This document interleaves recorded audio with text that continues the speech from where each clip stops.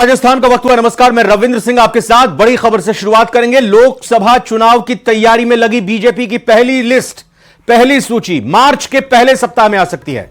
BJP प्रदेश अध्यक्ष CP Joshi ने कहा है कि चुनाव के लिए पार्टी तैयार है। लिस्ट कब आएगी ये तो संसदीय बोर्ड ही तय करेगा। देश पीएम मोदी को तीसरी बार प्रधानमंत्री बनाने के लिए इस बार फिर से बहुमत से बीजेपी को जिताएगी।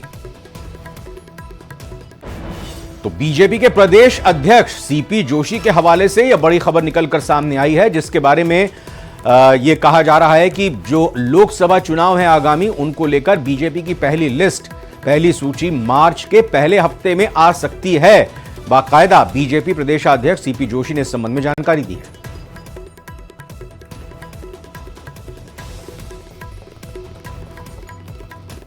काम करती है और अभी जो पैरामीटर्स तय किए हैं, हमारी प्रत्येक क्लस्टर, लोकसभा, विधानसभा और जिले में अपने अपने अलग अलग काम को लेकर अलग अलग कार्यकर्ताओं की ड्यूटी तय हो गई और वो अपने इस काम में लगे हैं।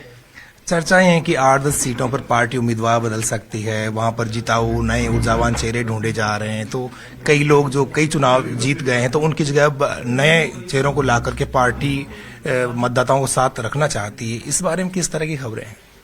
देखिए, ये तो सारी बात मैं इस बारे में जानकारी पहले नहीं दे सकता, क्योंकि पार्लियामेंट्री बोर्ड में क्या निर्णय होता है, सामूहिक निर्णय होता है पार्टी का। सब लोग विचार विमर्श करके कोई निर्णय करते हैं, तो उस निर्णय के बाद ही कुछ कह पाएंगे। संकल्प पत्र की तैयारी का काम भी चल रहा है और इस कड़ी में जनता के बीच में आप लोगों ने जाने का फैसला किया है। सुझाव पेटी का लेकर के आप जनता के बीच में जाएंगे, तो जो मैनिफेस्टो बनेगा उसमें आम आदमी की भागीदारी सुनिश्चित करने के लिए किस तरह के कदम उठाए हैं? कोई भी योजना बनती है तो प्रत्येक देश के प्रत्येक नागरिक के लिए बनती है, और मैनिफेस्टो बनाने के लिए भी हम फिर से तीसरी बार सरकार में आएंगे तो किन किन कामों को प्रायोरिटी देनी है, तो पूरे देश भर की जनता से राय के आधार पर मैनिफेस्टो बनेगा। तो राजस्थान में भी हमारी इस सुझाव पेटिका के माध्यम से सबके सुझाव लिए जाएंगे। ईआरसीपी और यमुना जल समझौता जो है वो ऐतिहासिक फैसला कराया आप लोगों ने, आपकी सरकार ने। लगता क्या है, चुनाव में इसकी गूंज सुनाई पड़ेगी जनता के बीच में? निश्चित रूप से दूसरी वो सरकारें थी जो चुनावी समय में कोई काम याद आता था, लेकिन ये सरकार ऐसी है जिन्होंने, मुख्यमंत्री भजन लाल जी ने मुख्यमंत्री बनते ही पहले 30 दिन के अंदर इस काम को प्राथमिकता के आधार पर निर्णय करने का काम किया, और दूसरे माह में माननीय प्रधानमंत्री जी के नेतृत्व में मध्य प्रदेश के मुख्यमंत्री से बात करके इस काम को फाइनल कराया। यमुना जल समझौते की किसी ने कल्पना नहीं की थी। हरियाणा से बातचीत करके, वहां मुख्यमंत्री से बात करके, दोनों माननीय मुख्यमंत्रियों ने माननीय प्रधानमंत्री जी के मार्गदर्शन में उस काम को भी, जो राजस्थान 30 वर्षों से इंतजार कर रहा था कि वो काम भी होगा, उस काम में भी हरी झंडी। और जयपुर से एक और बड़ी खबर आपको बताते हैं। बीजेपी कार्यालय में नमो ऐप की कार्यशाला होनी है। विकसित भारत एम्बेसडर अभियान पर चर्चा होगी। लोकसभा चुनाव की तैयारियों में बीजेपी पूरी तरह से जुटी हुई है और इसी तैयारी का हिस्सा माना जा रहा है। प्रदेश भर से 70 नेता भाग ले रहे हैं। पीएम की योजनाओं को ऐप के माध्यम से घर घर तक पहुंचाएंगे। ये बात प्रदेश अध्यक्ष सीपी जोशी के जरिए कही गई है। तो बीजेपी कार्यालय में नमो ऐप की कार्यशाला हो रही है, वर्कशॉप हो रही है। नमो ऐप के बारे में जानकारी विस्तार से दी जा रही है। विकसित भारत एम्बेसडर अभियान पर चर्चा की जा रही है। लोकसभा चुनाव की तैयारियों में पार्टी जुटी हुई है। प्रदेश भर से 70 नेता इसमें भाग ले रहे हैं। पीएम की योजनाओं को ऐप के जरिए घर घर तक पहुंचाएंगे। ये बात प्रदेश अध्यक्ष सीपी जोशी की तरफ से कही गई है और पार्टी के पदाधिकारियों और कार्यकर्ताओं को नमो ऐप के जरिए पूरी जानकारी दी जाएगी। और इस खबर पर और जिस तरीके से मार्च में पहली लिस्ट आ सकती है बीजेपी की, इन दोनों ही खबरों पर कुल मिलाकर आइए बात करते हैं। बाबूलाल धायल हमारे सहयोगी, हमारे संवाददाता इस वक्त हमारे साथ सीधा जुड़ रहे हैं। तो बाबूलाल, पूरी तरह से एक्टिव और एक्शन मोड में बीजेपी राजस्थान की इकाई दिखाई दे रही है। एक तरफ वर्कशॉप और कार्यशाला के आयोजन हो रहे हैं, दूसरी तरफ ये बात भी एक तरह से कही गई है कि मार्च के पहले हफ्ते में लिस्ट आ जाएगी पहली। जी बिल्कुल, और नमो ऐप की कार्यशाला हो रही है। ब्रांड एम्बेसडर बनाए जा रहे हैं। गांव-गांव में लोगों के मोबाइल पर नमो ऐप को डाउनलोड कराने के लिए प्रशिक्षण अभियान चल रहा है। और कोशिश यही है बीजेपी की कि हर आदमी को ये पता चले कि पिछले 10 साल में मोदी सरकार ने काम क्या किया है। तो उस काम को आम जनता तक ले जाने के लिए ऐप को जरिया बनाया गया है, और इस ऐप के जरिए बीजेपी अपनी लोक कल्याण की जितनी भी स्कीम्स है वो जनता तक पहुंचाना चाहती है। उस कड़ी में रोजाना जो कार्यकर्ताओं के प्रशिक्षण के कार्यक्रम हो रहे हैं, तो आज भी एक बड़ी कार्यशाला हुई जिसमें 70 प्रतिभागी थे जो प्रदेश भर से बुलाए गए थे। इनको ट्रेंड किया गया है और अब ये आम जनता के बीच में जाएंगे। इस वक्त जो है कार्यशाला जो है वो चल रही है, और लेकिन मेरे साथ में बीजेपी के बहुत सारे नेता ऐसे हैं जिनको टिकट चाहिए और जो चुनाव में जो है इस बार भाग्य आजमाना चाहते हैं। मेरे साथ में कन्हैयालाल मीणा जो कि पूर्व में मंत्री रह चुके हैं, 4 बार के विधायक हैं, बस्सी से चुनाव जीतते थे, 2 साल से टिकट मांग रहे हैं। कन्हैयालाल जी, क्यों पार्टी टिकट दे आपको? देखिए, भारतीय जनता पार्टी का कार्यकर्ता हूं और कार्यकर्ता होने के नाते मेरा अधिकार बनता है कि मैं पार्टी के सामने मेरी बात रखूं, दमखम से रखूं। पार्टी ने जो जो कार्य मेरे को दिए हैं, और लोकसभा क्षेत्र की कोई ऐसी विधानसभा क्षेत्र नहीं है जिसमें मुझे पार्टी ने नहीं भेजा हो और मैंने कार्यकर्ताओं के साथ में काम नहीं किया हो। सारे कार्यकर्ता, आम जन में मेरा वैसे व्यक्तिगत लगाव है लोगों से, और अगर पार्टी सर्वे भी कराई तो सर्वे में निश्चित रूप से मेरा नंबर आएगा। सर्वे कराएगी तो नंबर आएगा। एक और नेताजी हैं हमारे साथ में जो अजमेर में वर्षों पहले प्रदेश अध्यक्ष चुने गए थे, आप छात्र संघ के, चुनाव लड़ना चाहते हैं सीकर से। क्या आपको लगता है गुंजाइश है सीकर में आपको टिकट मिलने की? सीकर का कार्यकर्ता हूं मैं और पिछले कई वर्षों से सीकर में पार्टी के लिए काम कर रहा हूं। निश्चित तौर पे साफ तौर पर आप बातचीत जारी रखिए, चूंकि कार्यशालाओं का तो आयोजन हो ही रहा है, लेकिन साथ ही साथ दावेदारी अपने अपने तरीके से चुनावों में पेश भी की जा रही है इन कार्यकर्ताओं की तरफ से, जिसमें कोई बुराई भी नहीं है। बहुत बहुत धन्यवाद बाबूलाल धायल आपका। फिलहाल सूत्रों के हवाले से एक बड़ी खबर इस बीच मिल रही है। उदयपुर एमबी अस्पताल से बच्ची चोरी के मामले में यह खबर है। बच्ची चोरी करने वाली महिला लंबे समय से पति से अलग रह रही थी, यह जानकारी निकलकर सामने आई है। और बच्ची चोरी करने के बाद किसी गाड़ी का इस्तेमाल नहीं किया उसने। जानकारी के अनुसार बच्ची को पैदल ही ले जाते हुए पुलिस ने इस महिला को पकड़ लिया है। उदयपुर नाथ द्वारा हाईवे पर दिलवाड़ा के पास बच्ची को दस्तयाब कर लिया गया है। तो 3 दिन पहले अस्पताल से, एमबी अस्पताल से उदयपुर के बच्ची को रात में चोरी का मामला सामने आया था। सीसीटीवी तस्वीरें जारी हुई थी जिसमें साफ तौर पर एक महिला शॉल ओढ़कर बच्ची को छिपाते हुए ले जाते हुए दिखाई दे रही है। और इसके अलावा सड़क की भी कुछ सीसीटीवी फुटेज सामने आई थी जिसमें वही महिला बच्ची को ले जाते हुए दिखाई दे रही थी। अब जो जानकारी मिल रही है उसके मुताबिक बच्ची चोरी करने वाली महिला लंबे समय से अपने पति से अलग रह रही थी और बच्ची चोरी करने के बाद उसने किसी भी तरह का गाड़ी का इस्तेमाल नहीं किया, क्योंकि उसे ऐसा अंदेशा था कि गाड़ी का अगर वो इस्तेमाल करेगी तो पकड़ी जा सकती है, लेकिन उसकी होशियारी काम नहीं आई। और जो जानकारी मिल रही है उसके मुताबिक बच्ची को पैदल ही ये महिला ले जा रही थी। उसी दौरान पुलिस ने इसको पकड़ा है। उदयपुर नाथ द्वारा हाईवे पर दिलवाड़ा के पास बच्ची को दस्तयाब कर लिया गया है। कपिल श्रीवाली उदयपुर संवाददाता हमारे साथ जुड़ चुके हैं। तो क्या जानकारी पुलिस के हवाले से आ रही है? 3 दिन बाद आखिरकार दस्तयाब कर लिया बच्ची को।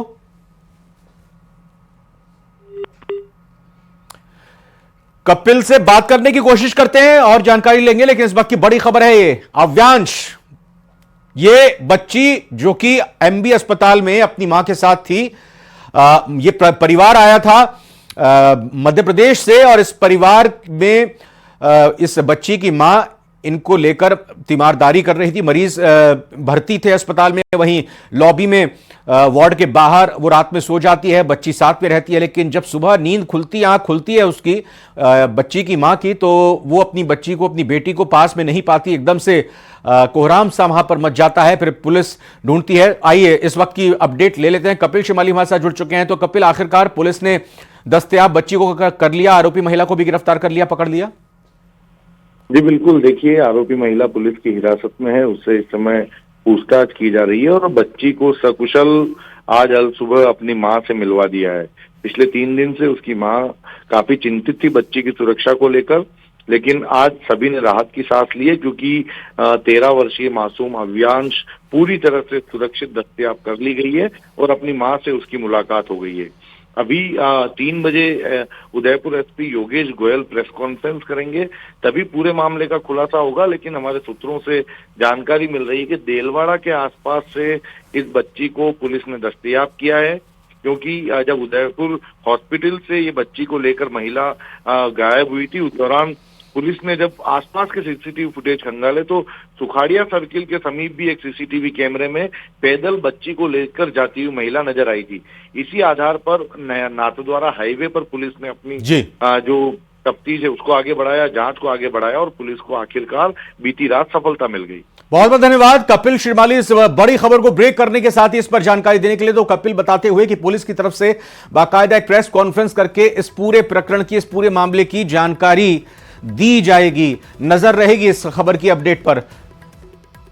लेकिन फिलहाल आइए कुछ और खबरों का रुख करते हुए आपको अजमेर की खबर बताते हैं, जहां पर चिटफंड कंपनी का संचालक पीसी जैन गिरफ्तार हुआ है, जिसने अलग अलग चिटफंड कंपनी के जरिए कई लोगों को निशाना बनाया था। अजमेर की गंज थाना के साथ कई थानों में उसके खिलाफ मुकदमे दर्ज थे। दरगाह पुलिस उप अधीक्षक गौरी शंकर मामले की जांच कर रहे हैं। पुलिस ने आरोपी जैन को हैदराबाद से गिरफ्तार किया है। निवेश के नाम पर लोगों को जोड़ता था और फिर उनको शपथ लगाता था। पुलिस उपाधीक्षक आरोपी पीसी जैन को लेकर जयपुर पहुंचे हैं। दफ्तर और अन्य कार्यालय में उन मामले में उनसे अब पूछताछ होगी। तो चिटफंड कंपनी का संचालक पीसी जैन को गिरफ्तार करने में कामयाबी मिल गई है।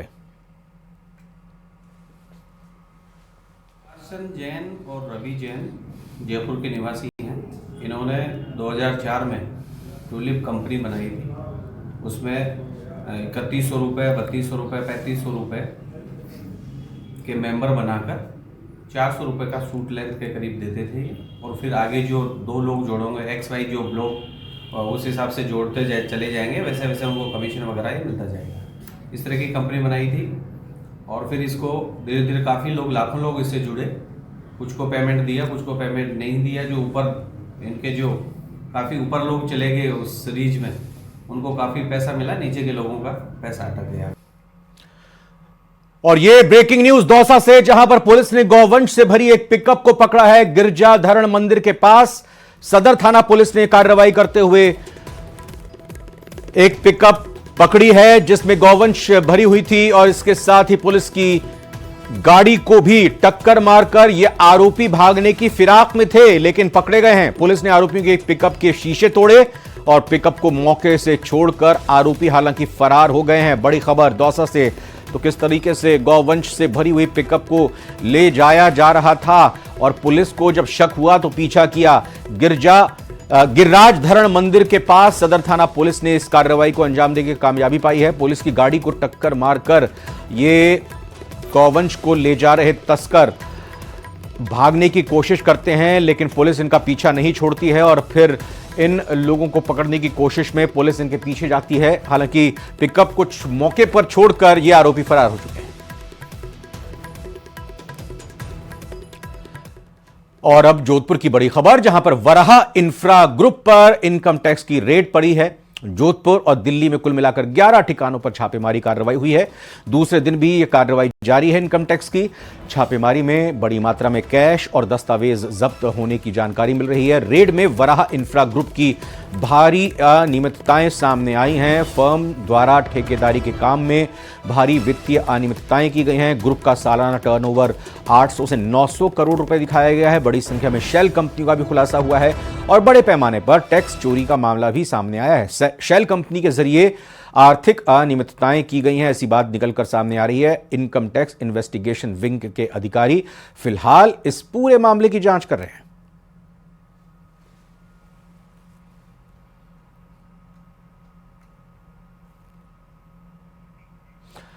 तो जोधपुर की यह खबर आप देख रहे हैं, जहां पर लगातार दूसरे दिन वराहा इंफ्रा ग्रुप पर इनकम टैक्स की रेड जारी है। जोधपुर समेत दिल्ली में और बाकी कुल मिलाकर 11 ठिकानों पर यह छापेमार कार्रवाई हो रही है। इनकम टैक्स की लगातार दूसरे दिन कार्रवाई चल रही है और यह भी जानकारी मिल रही है कि बड़ी मात्रा में कैश और कुछ दस्तावेज पुलिस, ये यूं कहें कि इनकम टैक्स की टीम ने जब्त किए हैं। रेड में वराहा इंफ्रा ग्रुप की भारी अनियमितताएं भी सामने आ रही हैं। फर्म द्वारा ठेकेदारी के कार्यों में भारी वित्तीय अनियमितताओं की बात भी सामने आ रही है और वराहा इंफ्रा ग्रुप की तरफ से सालाना टर्नओवर 800 से 900 करोड़ रुपए दिखाए जाने की बात भी सामने आ रही है। वहीं श्री गंगानगर की खबर बताते हैं, जहां पर सादुल शहर में युवक की मौत के बाद लोगों का गुस्सा फूट पड़ा है। परिजनों और ग्रामीणों का अस्पताल के सामने धरना सामने आ रहा है।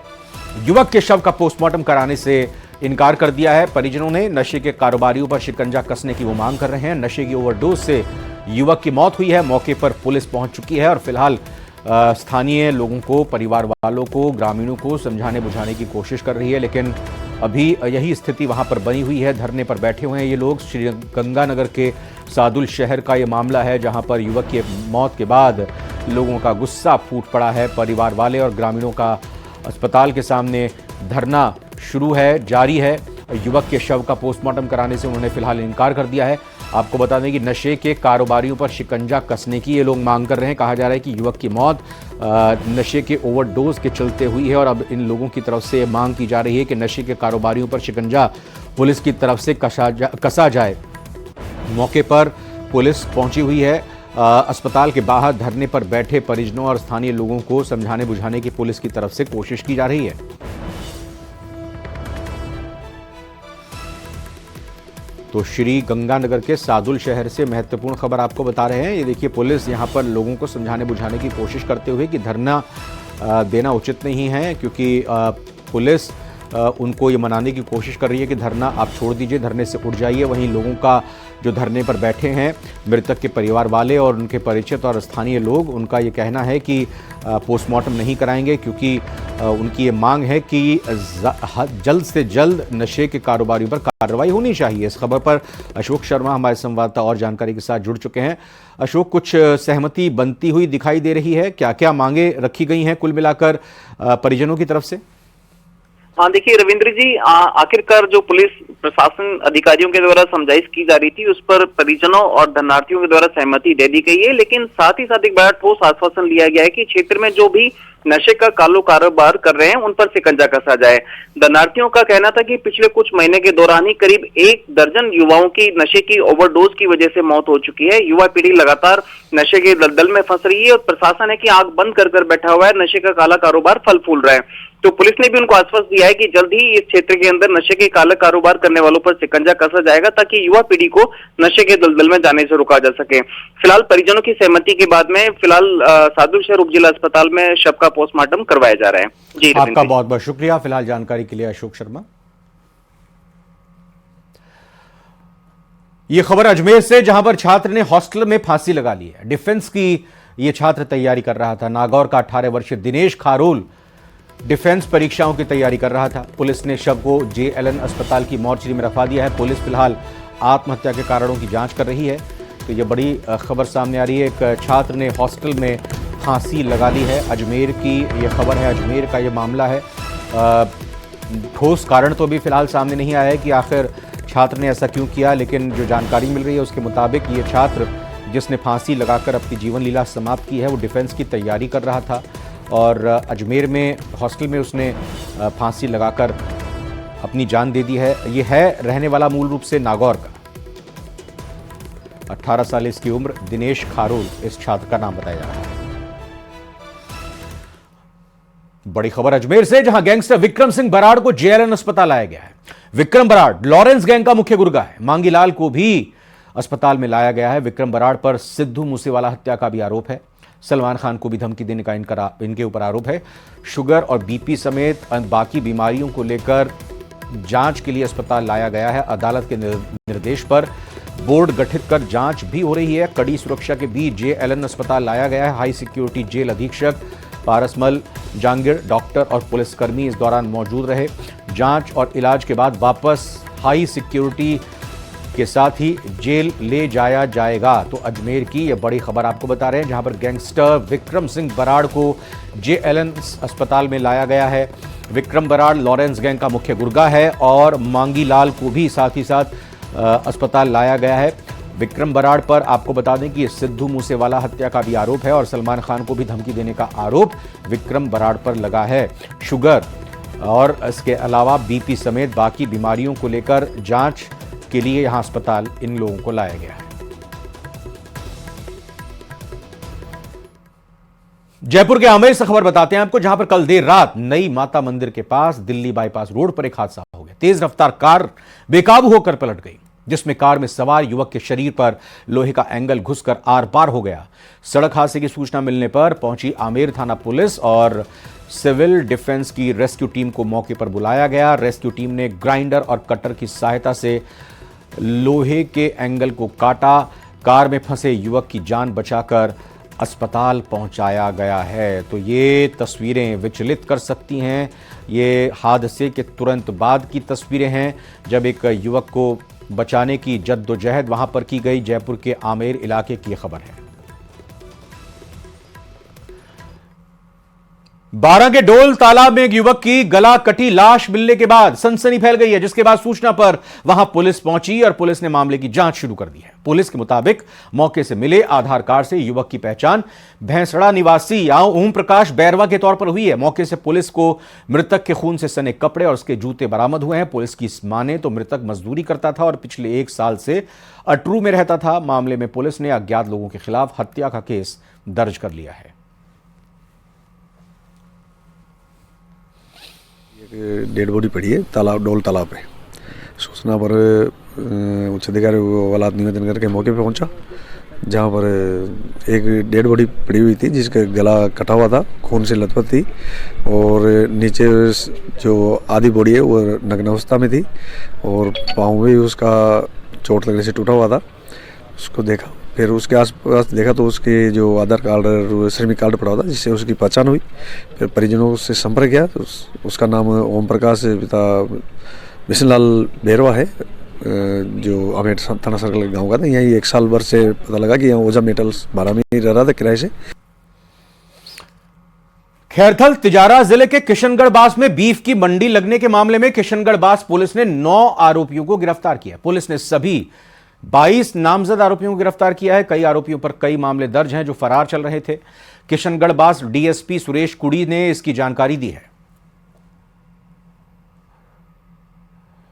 तो खैरथल तिजारा जिले में जो किशनगढ़ बास में बीफ की मंडी लगने का मामला था, उसमें पुलिस ने 9 आरोपियों को गिरफ्तार करने में कामयाबी हासिल की है। अभी तक सभी फरार चल रहे थे और पुलिस ने सभी 22 नामजद आरोपियों को गिरफ्तार कर लिया है। कई आरोपियों पर अलग अलग धाराओं में मामले दर्ज किए गए हैं। फिलहाल जो फरार चल रहे थे, किशनगढ़ बास डीएसपी सुरेश कुड़ी ने इस संबंध में जानकारी दी और बताया कि यह पुलिस के लिए अहम कामयाबी है कि फरार आरोपियों को पकड़ने में कामयाबी मिली है। तो 9 आरोपी हैं ये। खैरथल तिजारा जिले के किशनगढ़ बास में बीफ की मंडी लगने के मामले में जिस तरीके से किशनगढ़ बास पुलिस ने 9 आरोपियों को गिरफ्तार किया, उसमें कामयाबी मिली है।